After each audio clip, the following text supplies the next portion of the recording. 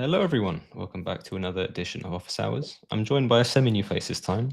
Flo's now out for paternity leave for about a month or so, but we're joined by Slavo. How are we, Slavo? We are very well, thank you. Super. Right, now as always, we like to play the waiting game at the start here.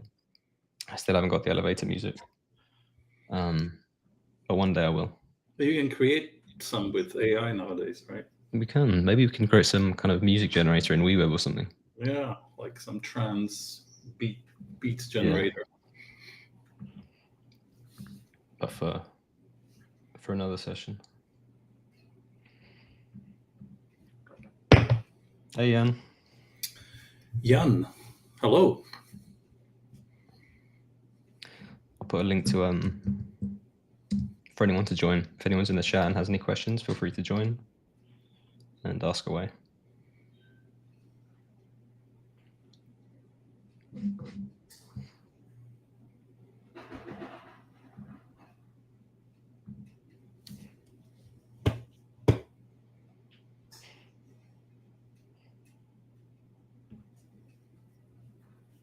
Jan has joined us.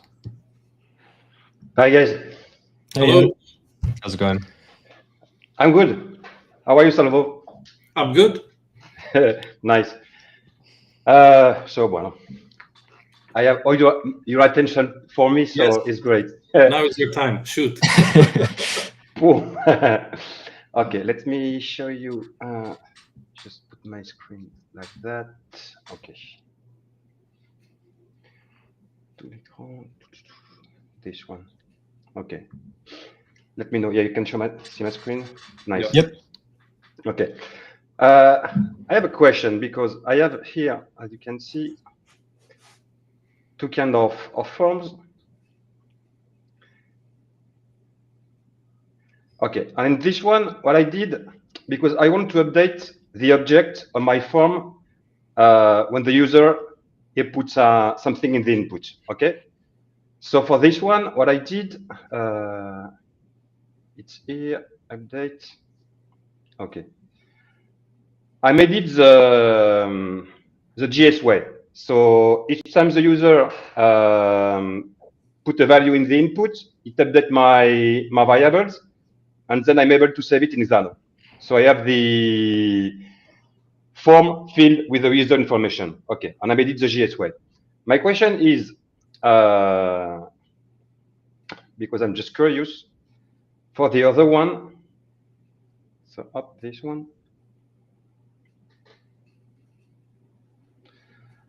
I'm trying to make it the formula way. Okay, so it's here. No, it's here, this one.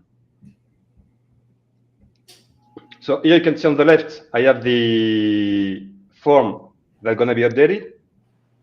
And what I want, maybe I can show you the form. I don't know if I have it there. Maybe I can put it here. Yes. Oh. Okay. No. It's more readable now. So what I want is that I have multi-select, and sometimes it's just a simple select. And when the user would choose here every value he wants, I want the value of the multi-select to get it in the array response here. Okay? Okay. So here what I want is that I want to update one item of my variable here, passing the index of the item I'm working on.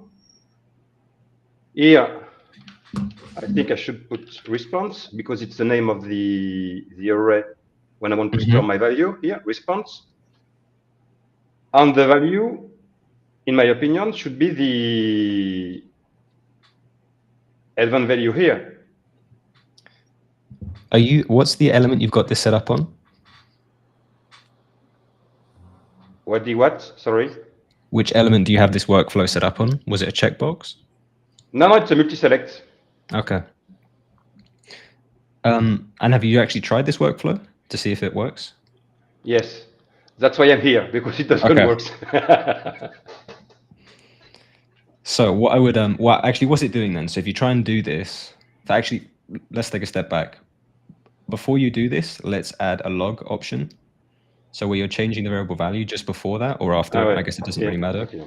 If you add a log, Okay. yeah. And then on the right-hand side, where you have Yeah. the message, yeah, just add any Yeah, message. Doesn't really matter, but then Like bind. that, Exactly, yeah. yeah. Oh, no, sorry, no, the event value. Ah, So yeah, we'll, okay. Yeah, so yeah, we'll yeah, see okay, what it is right. you're actually passing in. Yeah. And so now Okay. if you were to click something, I just to see. see Well, what, before I saw that the value, it's getting the good one. But anyway, okay.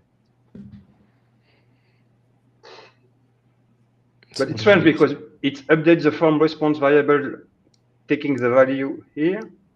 but there's nothing in the logs weirdly. So if you go and filter at the top, just to make sure you've got, no, you have everything. That's very odd. Did you definitely set up a message? So you bound data into the log, but did you set a message up? If you go back into the workflow, so that'll be why we just need to put in a message on the in the workflow. Yeah. Okay. Ah, yeah, I got it here in the message. It Okay. could be anything.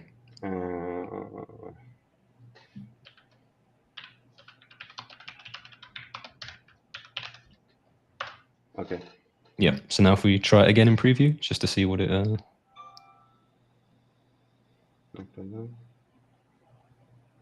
Cool. So that returns that number, and is that what you expected when you want to add to the? Yeah, it's a good one because if you look here, the value of the first one is value 1, so it's a good one. Okay, cool. And then so in the variable you actually wanted to update, if we check. Strange. Yeah, sorry. Repeat again. If we okay, no, sorry. Just to fix this while we're on it, if you go back to the workflow, so because you had it set to the event value you were adding to the variable, you are adding 0. So it's always going to take the first item in your options, which is why when you chose the second one, it was taking the first one. So if you just take the value, so value instead here. of exactly, yeah, the array value. Okay. And so now the array. It will always take the array. Let's see. It should. Yeah. Yeah. Okay. Yeah. And now, yeah, I got an array. But let's see, it's now if it updates. But it doesn't update anything here in my variables. And in the logs, it was adding 0. Okay, let me think. How was the best way we can visualize this? Yeah. Can you go back to your update in the workflow where you update the variable? Maybe the value, then I need to pass here. No, it's no. The value is correct. You have the whole array, so the whole array should be replacing the array. What I have, the index. Yeah. And so the index is correct. Index. Item index should be fine. This one. And the key response is the correct one. Yes, response is, as you can see here, response. And so it didn't put any value into response. Yeah. Is that the first item you're showing us in the array? Could you go back to, you showed us like the JSON visualized. Could you go back to that page? So that's why, because it's nested, I think, right? So presuming this is everything you're sending, yes. It's not.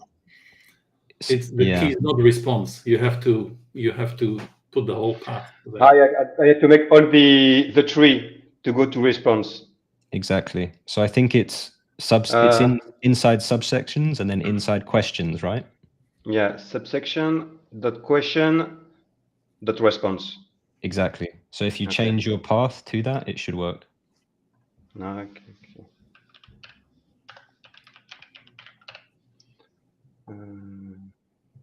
Subsections. Okay. Dot questions. Dot response. Yes, and that should now work. Dot response. Okay. Just to be sure. Subsections. Questions. Question. Okay, that's fine. Let's try again. Response is here.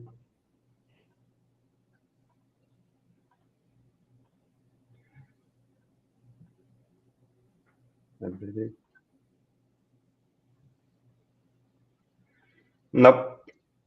Still nothing. You're certain that's the first item? Yes.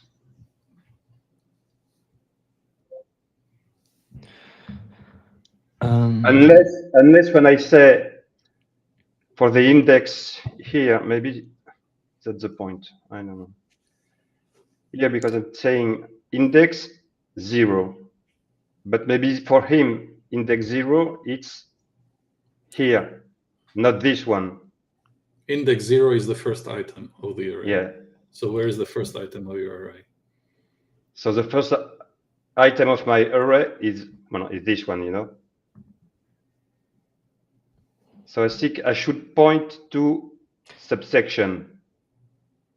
It's so actually, because I think questions is inside of array, right? Exactly, yeah. I just see the array bracket. Yeah. So it should be, I think, index 0 dot subsection 0. Yeah, dot 0. Yeah. So, this is, you know, nested objects are never fun. Never fun and never a good idea, by the way, but maybe you must. So I don't, yeah, but if I don't know. What might be good if you go on data on the left, unfortunately, although you can see the live values here, I've always found if you actually view it this way, it's a bit clearer. So if you go into it and then you open up this variable that we're updating, so the form to update, and then, yes, okay, so we've got, so it would be subsections. Oh no, I think it would just be. I have it here. No, yeah, so in the wrong place. I don't think it would. I think it would just be. Sorry, yes, you're right, Slavo. So could you open up the other object? It added the key into the wrong place of the.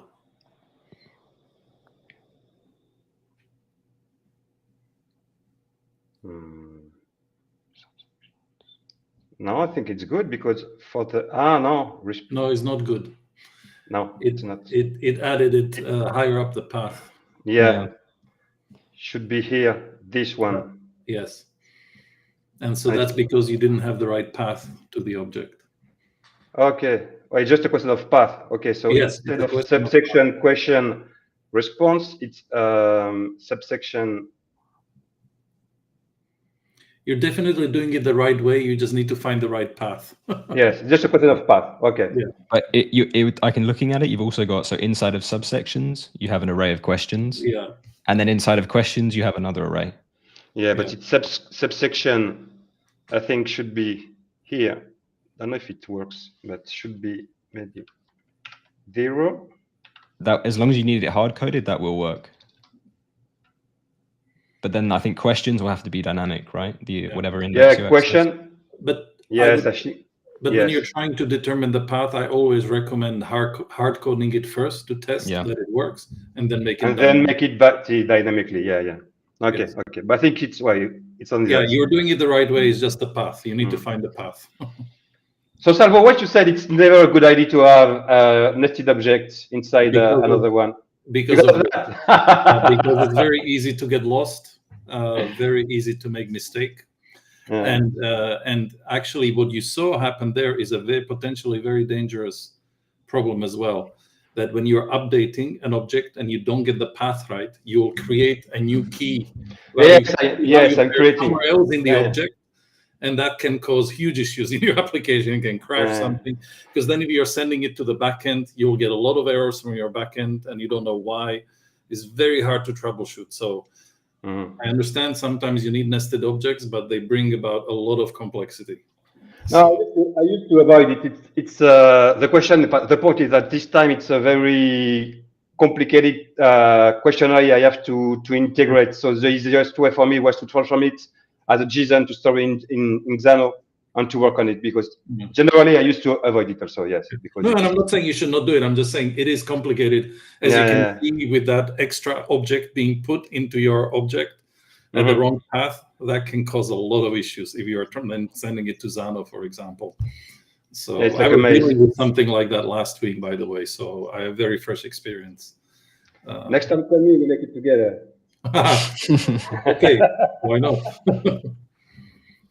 I think we have time yet. And if you wanted to try it hard coded just to make sure it works. Yeah, I think we can try it. So we said that, let me go to my, here, this one. So title. I think it was subsections 0 and then dot questions 0 and then dot response. Subsections.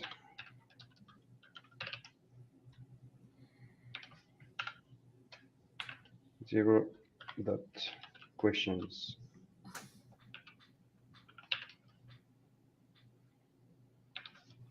Zero dot response. And then just before you do this, you might want to, in the workflow, if you just add a reset variable value action for now, so then we'll just reset the variable because what we did before, it might look a bit wonky because we added that almost miscellaneous value. But what you want to reset? Or the form? No, so reset the form to update, but we won't actually use this in the workflow. We're just using it for now because we changed the variable in a way we didn't want to. You have that extra object there. Change. The form to update variable? Yeah. No, it's all good. We'll reset it. Just the name of the variable where you have the form. No, it's form to update. Okay, this one. And then if you test it, and then just disable it once you've ran it. Yeah. Okay, cool. Disable it in disable the action, just because we don't need it. There we go. Cool. Oh, yeah. Okay.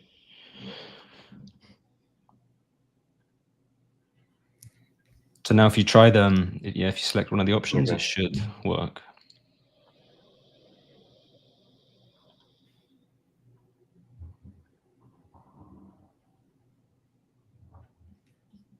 Response here. Okay. Yeah, it's okay. Cool. Yeah, and then just so you know how to dynamically bind it, because it took a bit of trial and error for me to figure out. If you go into the action, and then if you go to bind the path, I'll just show you how you can bind an index in here, because it's not the most straightforward thing in the world. If you open up the plug menu, if you wanted to put a dynamic index at the end of questions, inside quotation marks. So if you do 2 quotation marks, exactly, and then you would, where the 0 is for the questions array, so in between the square brackets of questions. No, that's all good. Everything. Everything. Okay. Everything can be hard coded apart from the 0 in the questions bracket. It should be here. I think it didn't talk. No. Question. No, because the question here is this one. Yes, and then that one is the parent index. So yes. you see, that one. That one. No response. And so what you'll have to do is either side of the parent index and the item index, you'll need to add quotation marks. Here? Yep. And then one there. And then, the same. And then add quotation marks at the end of response and before subsections. And now there's one last thing. You'll need to add a plus on either side of the parent index and the item index. So if you, you add a plus, just there. And then also, and then you also have to add it on the right-hand side of them. So after them. After the variables. Yeah. After the blue variable. Yeah. Got it. Like so. Yeah. Okay, should be good. Here, I will just. Okay.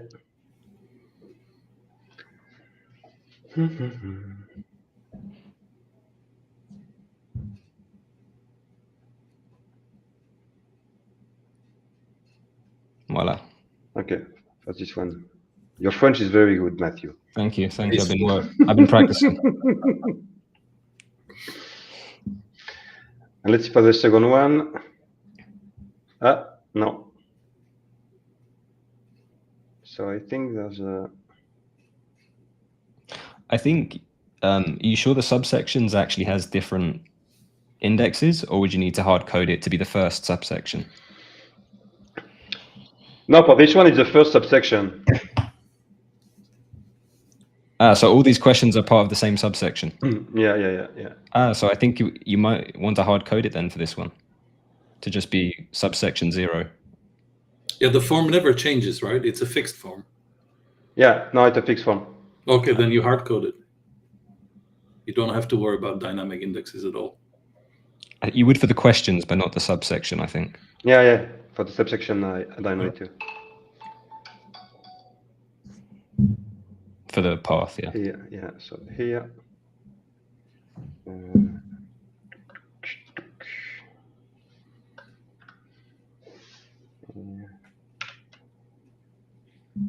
This one should change, just the question index should change. Okay, so I think it should be good now.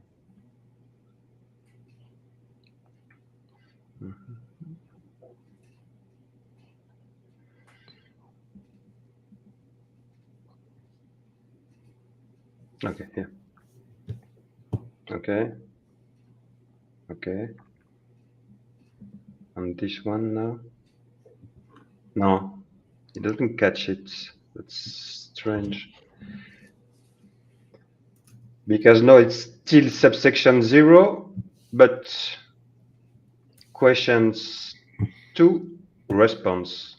No, questions, no, should be 1 because this one is 0, so this one is 1. So it should work. But it still added something to it, no? It put in an empty array? Yeah.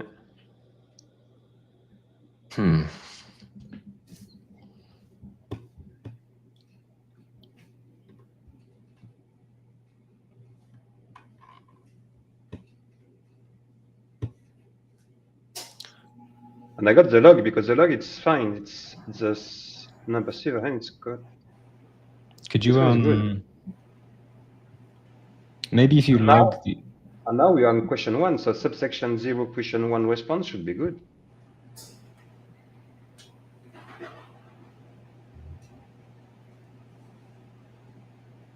Yeah, that's a good idea. Let's see this. Okay, and if you check the second object? This one? Yeah. Yeah, but there's no... Oh, sorry, open up the subsections, yeah. So then if you check the first one here, for the first object in subsections of both of them. So you have questions, but you don't have responses here, no? Or should it be inside of a question? I think it's inside of a question, inside right? of the question. Yeah. I have my response here. This one, it's okay, it works. But the second one doesn't work. And it's strange because my path is questions 1. I don't think there should even be 2 objects in the array itself, right? It should, that's why it's a bit, something's happened, because at the base array, there's 2 objects, when I think there should only be 1, because we would have populated this. Can you unwrap the response?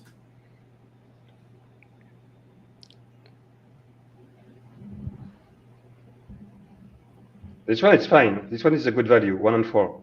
And for the second one, it's strange because I have the value 7, which is the value for the answer selected, but it doesn't push it in the response array here.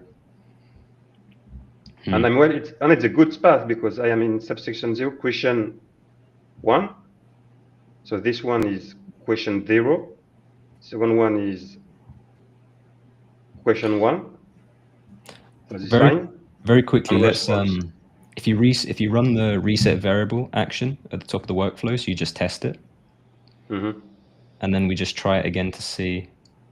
So you don't have to actually activate it again to test it, by the way. But and so now if we just try this again to see, and if it doesn't work, unfortunately, we'll have to. There's a few other people waiting, so we can. Yeah, of course, no problem. If you select one in the first question.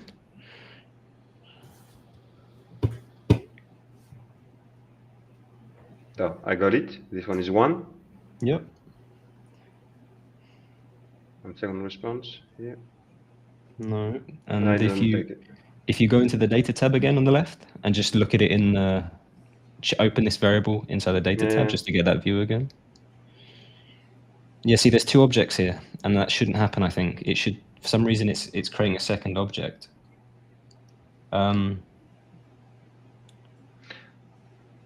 Wait, we put in a path, but we didn't. Sorry, if you go back to the workflow, we put in a path, but we didn't. I think the index is dynamically bound. We don't want that. If you go to the index, that's why. Okay, if you put this just to always be 0, I think it should work. So if you delete this and just put 0, and now reset the variable again at the top. Yep, and disable it. And so now I think it should work.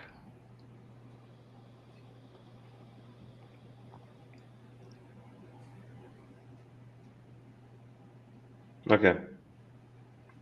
30. Response for this one. Okay, we're trying. Another one. 1.5. Okay. And the other one is here. There we go. Okay. Yeah. That's okay. Cool. Okay. Yeah, it's a bit of a weird one. I don't know how you want to set up the data because it seems like you always access the first subsections, but I mean it works. Okay. Cool. Okay. Cool. Definitely. Cool. No worries. Well, glad we could help. Thank you, guys. Have a great day. Yeah, Thank you. Cheers. Bye. Right, there's a few other people waiting, but before we get onto them, Tomar had a question, and I remember this was actually one of the first questions I asked you, Slavo, when I met you at like the No Code Summit probably 2 years ago now. It was related to the user authentication object. So right now, that's really the only secure thing in terms of the variables stored on WeWeb, because we don't have any secure variables you can create per se that are custom, but that user authentication object that comes from Xano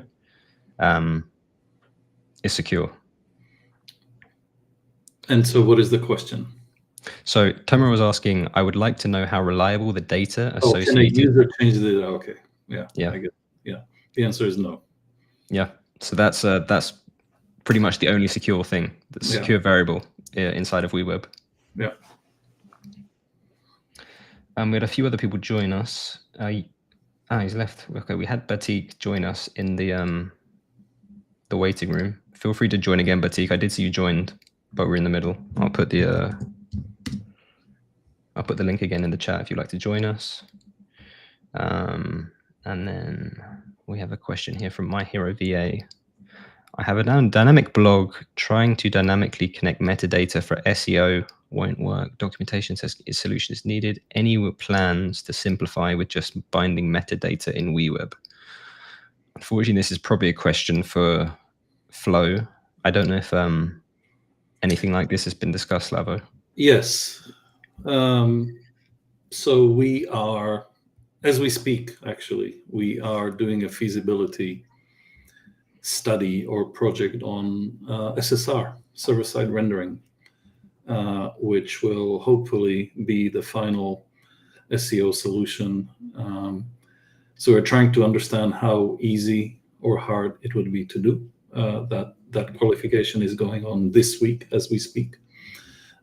Should be concluded this or next week. And then after that, we'll understand the intensity of implementing this into production. But again, that is our target, is to have SSR available for WeWeb, so that the page will be rendered on the server side, and then the bots will get, all the metadata with it.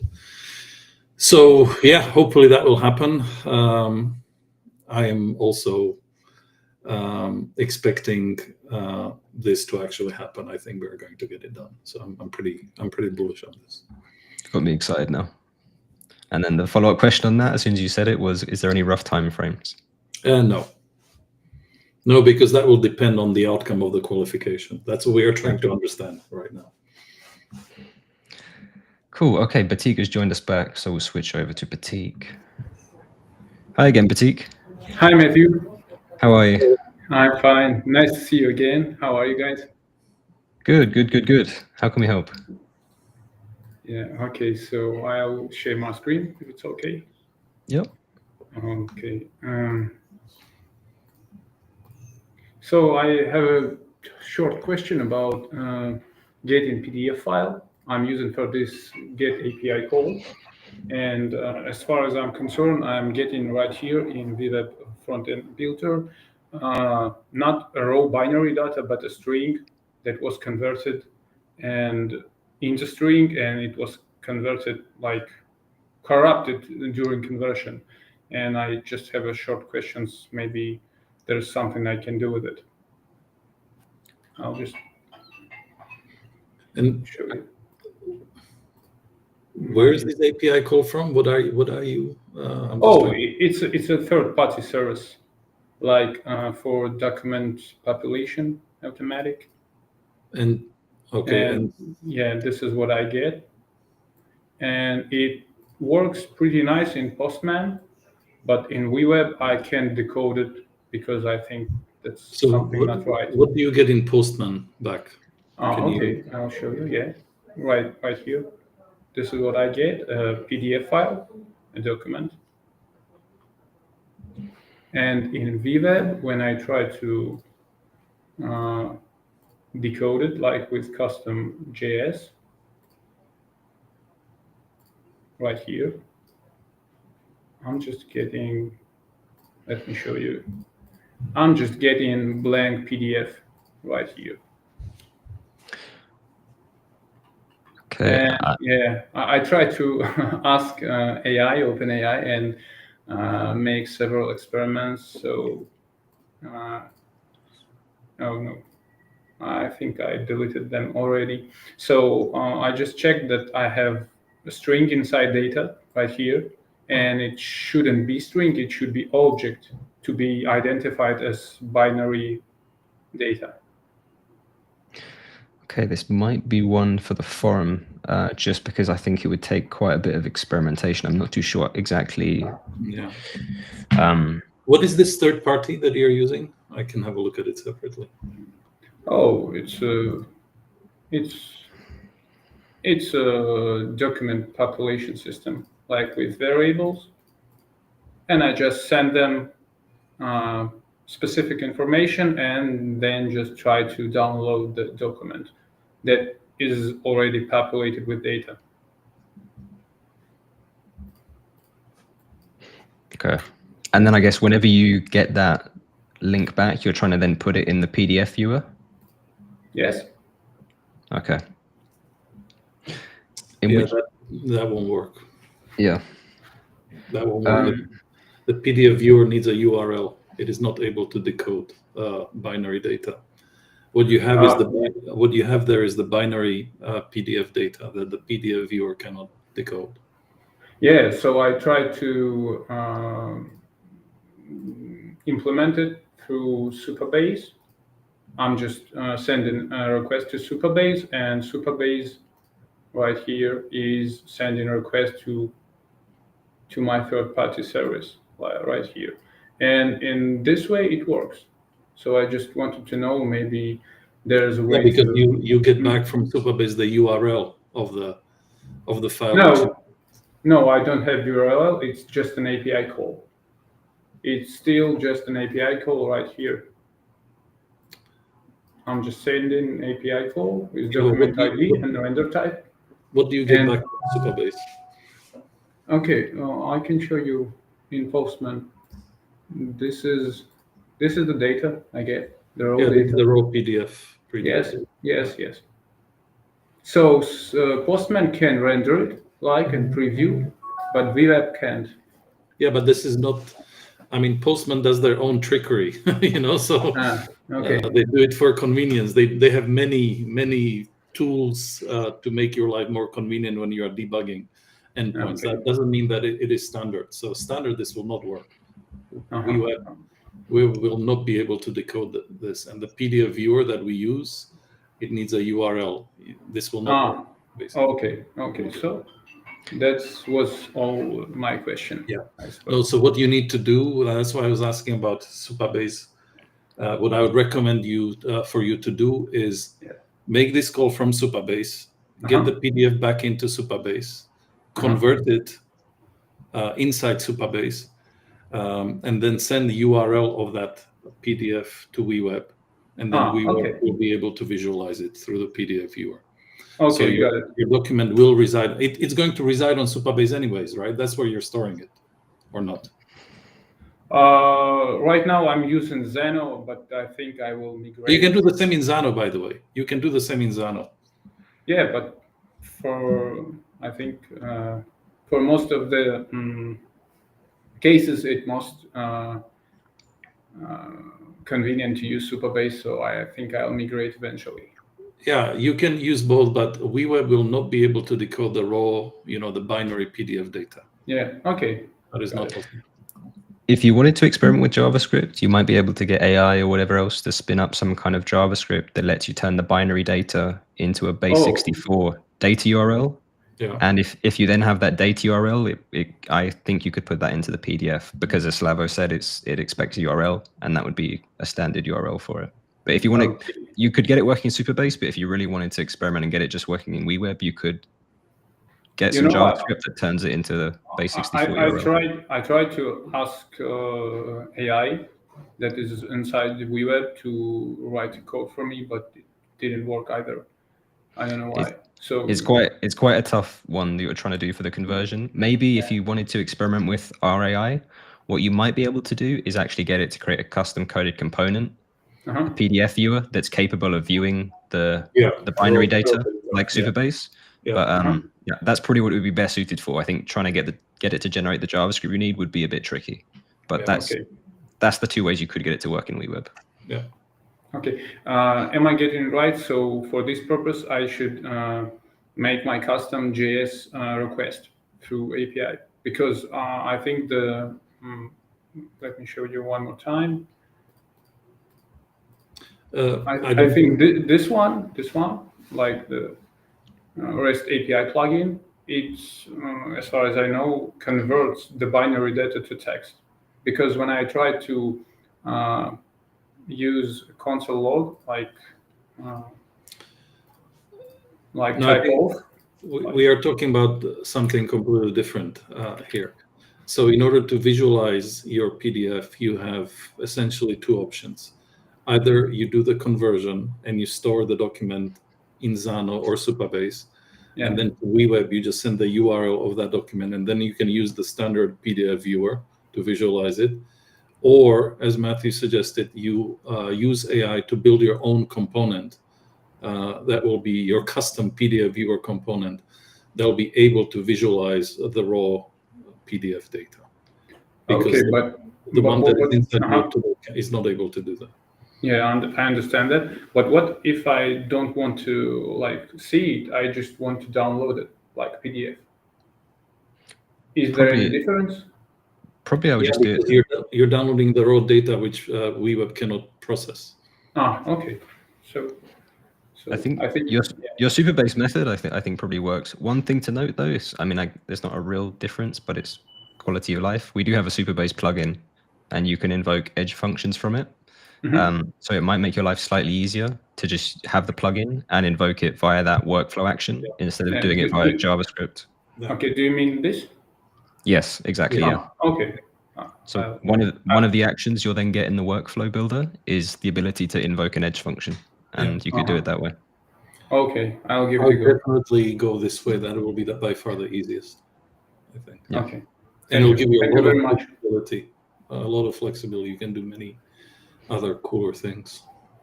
Yeah. Especially when the new backend workflows come soon. But that's for the near future.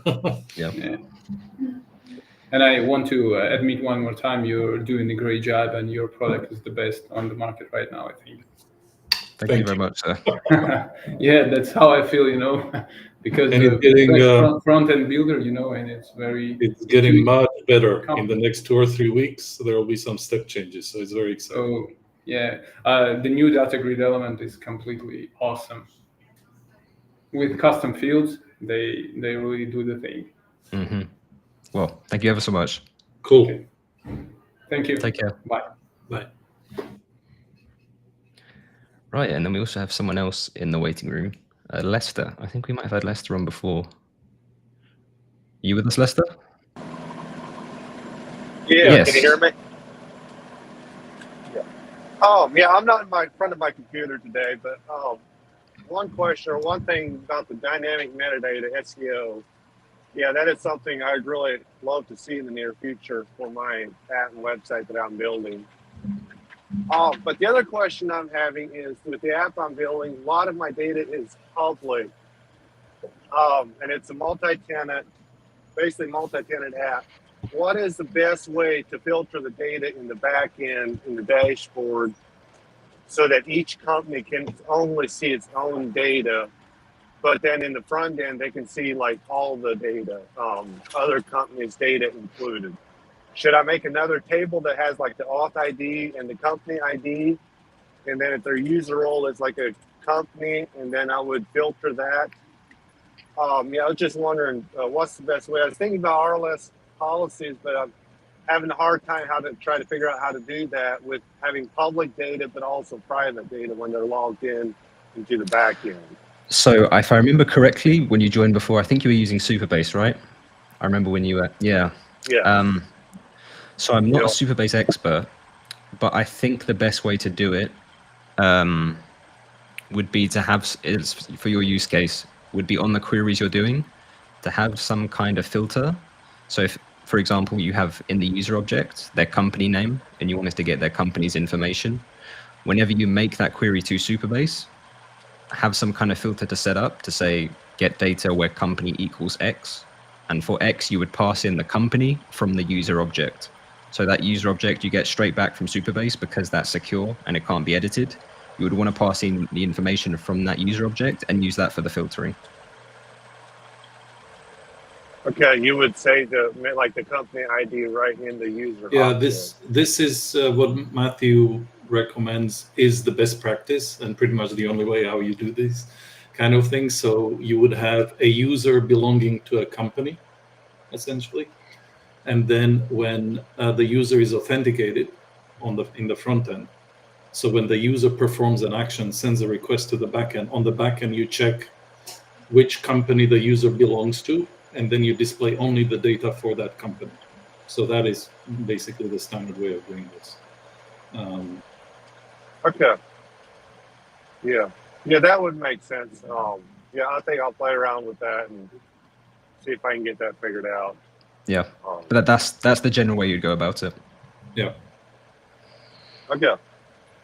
All right, I think that's all for now. No worries. Thanks for Thank you. I'm glad we could help, brother. Yeah. Right, we also have, yes, Connor's joined us in the lobby. Hi, Connor. Can you hear us?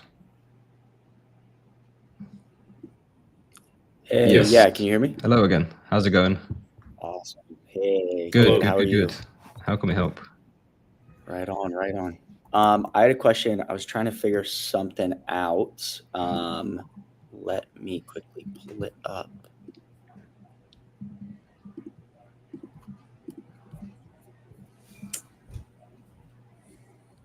Okay, share my screen. Okay, can you? Yes. You can see. Cool. All right. So what my question is if I go into one of my properties and I open up the photos. This is nice. Are you building another Zillow? It's kind of like that. It's for midterm furnished homes, so it's well specifically done. Well targeted done. Looks really good. yeah, thank you. I appreciate Sorry, that. go Yeah, on with your I'm question. proud I of my just like wife. to. Yeah, no worries. So basically I've used these buttons to create these arrows so people can tap, push through. But how can I make it so that if they're on this page and they just hit the left and right arrows on their keyboard, then it tabs through the list? There's a few ways you could do this. Probably the most straightforward one is to do it actually natively in the editor. So I presume these arrows is this one of our carousel elements, or have you set up a workflow actually on the arrows? I set up a workflow. Cool. Okay, that will make life easier then. Could you show me that workflow you set up on the arrows? Yeah. So we have next photo. So we start on click, and what I've done is I have a value that's a number that's linked to the selected image. And then it goes to the next image. Well, if you copy this workflow, so if you just click the setting, the 3 dots of it, and then click copy, and then if you open up the page in the top left, so on the page drop down, and if you go onto the settings, and then you see trigger page workflows in the options of the page, just below this, Sorry, hold on. the page workflows, it says trigger page workflows. Oh, yeah. If we create a new one, one of the cool events you have access to here in the triggers is something to do with key presses. So if you open up the drop down, you have on key down. And so if we add, I can't exactly remember the values for this, so we'll test it first. So if you add a log action, and then the message is just a test, so you can just put whatever message you want. We'll just use it to quickly see on the right hand side for the message.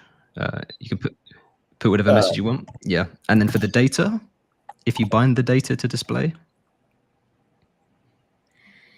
and you go into the Lightning tab, just the third one along. If you open up the event, let's out of curiosity, let's bind the whole event. It will either use the key or the key code. I just can't remember if it's a straightforward key that gives us back. So just bind the whole event for now. And now if you put it into preview, clear the logs on the left. So it's just reset and it's blank. On the very far left, in the logs, there's a circle icon to the far left. I can't. Your screen's just cut off for us there, so I can't see, but I think so. It's a no parking sign. Yeah. There we go. Yeah. Cool. Oh, yep, that did it. And now if you put it into preview mode and press the arrow key on your keyboard, it should. Close the workflow. Close the workflow. Yeah. Oh yeah. I'm wondering, you might need to refresh, because I don't know. Know if this might be something because we add a kind of listener for it, and it only might happen on refresh. I don't think so, but let's see. And I will say this is a little weird because we'll try it out first. Nope. You need to go to the log to see. Ah, there we go. Yeah. Yeah. So you see, you have the keys there. You have the name and the code. Okay. I think you can use either of them. Key code. Yeah. So if you now if you go back into that page workflow you set up,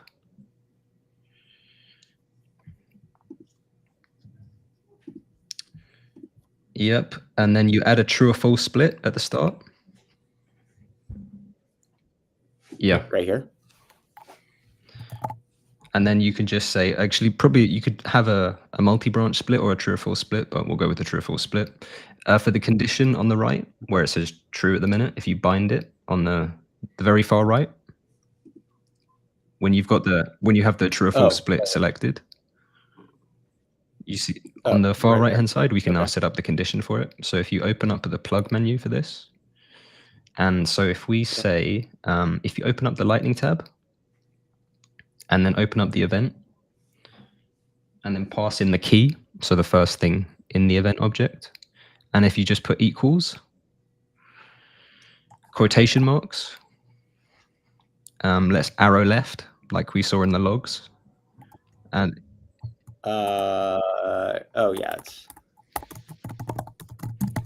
and then what we'll need to do is, just for this, it probably makes life easier if you turn your the workflows you're using for the images, if we turn those into global workflows, so we can call them from here. So if in the the UI for us is just cutting it off now. But in the actions on the top left, if you create a new, if you actually you can just paste in your workflow. So on the drop down for the right, there's an arrow. Yeah, if you paste, I think you'll still have the exactly. Yeah, and so just we'll need to do the other one for the previous arrow, but we can still set this one up. So if you go back to your page workflow. Yep, I have it right here. Do you not see? No, I think you've still got, although we have this menu open, you still have the workflow you just created open. So if you go back to, if you click back on the page in the top left, the page drop down in the top left where you can select the page. Oh, and then you click back onto the, was this the page workflow? Yeah, no. Yeah, this. I don't think so. So if trigger page, it's this one, unless it's bugged for us, I can still only see the. This is your global workflow. Oh, weird. Yeah. Okay. Yeah. Okay. That's a bit of a weird WeWeb nuance thing. Okay. And now you set this condition up for equal. Okay. If you name this, just so we know. So if you give this true or false split a name, just is left arrow. So this way, if they press left arrow, if it's true, we want to send them back. If it's false, we want to send them forward. And the one we created for that workflow is forward. So in the false actions, if you close this, so if you close the binding menu, now we've set up that. If in the false actions, if you click on that, and then on the right, for the drop down for the type, if you choose execute workflow, and then in the drop down, you should have access there. So the next photo button click, exactly. So now if we just test this, if you go into preview mode and you press, if you close this, it should have automatically closed, and if you press the right arrow, odd. Oh, yep, there it is. The right. Did we set it up the wrong way around? So whenever you press. We did. Yeah, because the right arrow is working now. But are you going back or forward? Do you know? Whoops. Let me check. Oh, why is it? Okay. Yeah, okay, it's going forward. I'm hitting the right arrow and it's going forward. That's what you want, right? The right arrow is. Okay, and so now if you just go back into, that preview mode for the images. And if for the $900, that's a pretty good price. You've got a customer. Excellent. If you put it back into edit mode, and we'll just want to copy the workflow of the left arrow now and pretty much do the same thing. So if you put it into edit mode in the editor, and then click on this, exactly, and then copy the workflow, then actions in the top left, and now paste it into here so it makes it a global workflow. And now, okay, we should probably call this left. And now if you go into your page workflow again, so you click on the page drop down, trigger page workflows, and then go into the one we created. I think it was the second one, the untitled one. We'll give it a name up. And then just in the true, we'll want to execute workflow, but we'll just choose the new one we created. There we go. So now that should all work correctly. Okay. Oops. Yeah. Super. That's it. Excellent. Okay. Beautiful. That wasn't so bad. No, it's just a few things to be aware of, because unfortunately that key down event is very useful, but you can only use it on the page workflows. So it's not something you can use on element workflows. It's only something you can set up at a page level. I see. Okay. So yeah. That makes sense. That's in Nashville. I need to go to Nashville. Yeah, it's in Nashville. It's in Nashville. We only have Nashville, Seattle, and Austin so far. Nice places. Apart from Seattle. Yeah. Yeah. Well, that's where I'm from. So yeah. But it is pretty rainy. It is pretty rainy a lot. All the time. All the time. Summers are Very good. short though. Summers are good. Exactly. Oh, so short.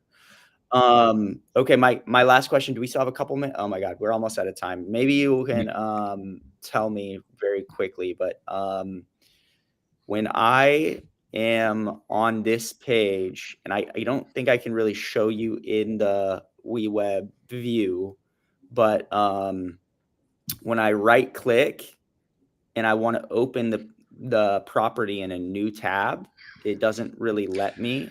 I can like. What you'll need to do then, you can share your screen again. It should be a quick one. Oh, okay. So I'm guessing what you've got set up is whenever you click that, it's doing it via workflow, right? So you do navigate to in a workflow. Correct. That's right. Yep. Okay. What you'll want to do instead is if you close this, if you open up the settings of the elements on the right-hand side, the middle tab, in here, instead of doing it in a workflow, you'll want to link it here. So you'll want to put link to and then choose your page and then do it from here. The reason for that is because, not to get too technical, but how browsers detect that this will go to a new page is it looks for an anchor tag on the element. And when you do it from this page, this link setting, it adds an anchor tag to the element. And so when you right click it or hover over it, the browser knows it's going to go to a new page, and that's why you can right click and do it in a new tab. When you do it in a workflow, it does it purely with JavaScript, and the browser has no idea what JavaScript is going to run whenever you do that. So it's not able to interpret what's going to happen and open it in a new tab, basically. That makes complete sense. Okay, cool. Yeah, that's pretty straightforward. I think I can figure that out on my No worries. own. Yeah, so that's a pretty straightforward one. Okay. Cool. Awesome. Well, thanks so much, guys. I really No worries. appreciate It's cool to see it coming along, by the way. I remember the first time you joined us, it was pretty much like a blank page, and now it's almost there, it seems. Yeah. It took a while. I think I'm gonna have to hop on next week. My next question is like, how do I have all my, you see my location, guests, rooms, all that. It's all variables. So if the user refreshes the page, it doesn't save their search filters. And I've messed around with that. I can't quite figure it out, but we'll hop into that. I look forward to it. Awesome. Cool. Right. Okay, cool. Well, thanks, guys. I appreciate it. Catch you soon. Y'all be good. Right. That is us pretty much bang on time then. Nobody else in the queue? No, that's us. Okay. We had one last comment though from Javier in the chat while we were talking. Hey, just came across WeWeb. It's dope. You'll do office hours. In my best American accent. Yes, so American, I think. So Cool. Right. Well, that is us. We will be here same time next Tuesday. Thank you ever so much for joining me, Slavo. My pleasure. And until next time, we shall catch everyone next week. Thanks, everyone.